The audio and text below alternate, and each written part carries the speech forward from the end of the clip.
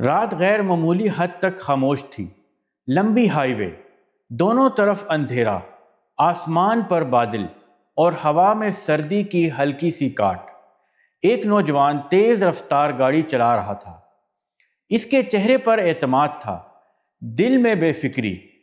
Mobile phone کان سے لگا ہوا تھا، ہنسی مذاق جاری تھا، اور دماغ میں یہ احساس کہ زندگی اس کے قابو میں ہے۔ وہ سمجھ رہا تھا کہ وہ جوان ہے، ہوشیار ہے، اور کچھ بھی غلطی نہیں ہو سکتی۔ اچانک ایک موڑ پر سامنے سے تیز روشنی پڑی، آنکھیں چندیا گئیں۔ اس نے بریک پر زور دیا مگر گاڑی پھسلنے لگی۔ سانس سینے میں اٹک گئی۔ زندگی اور موت کے درمیان فاصلہ ختم ہونے کو تھا۔ اسے پہلی بار احساس ہوا کہ انسان کتنا بے بس ہے۔ اسی لمحے اس کے دل میں قرآن کی یہ آیت گونجی، جیسے کسی نے اندر سے جھنجھوڑ دیا ہو، وَلَا تَقْفُ مَا لَيْسَ لَكَ بِهِ عِلْمٌ، اور جس بات کا تمہیں علم نہیں اس کے پیچھے مت پڑو۔ سورہ بنی اسرائیل آیت نمبر 36۔ گاڑی بمشکل رک گئی، خاموشی چھا گئی۔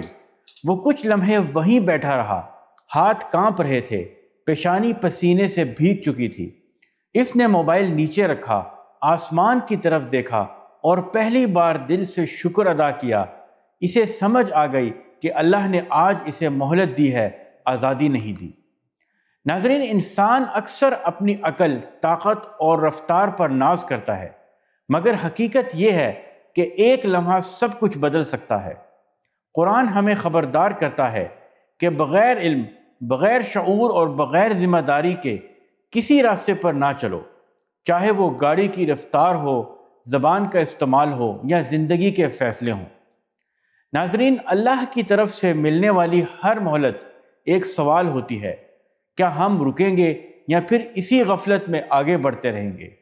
کامیاب وہی ہے جو خطرے کے لمحے میں سبق سیکھ لے، کیونکہ جو سبق نہیں سیکھتا اگلا موڑ اس کے لیے زیادہ سخت ہو سکتا ہے۔ اے اللہ، ہمیں غفلت سے بچا اور ہر مہلت کو ہماری اصلاح کا ذریعہ بنا دے۔ آمین۔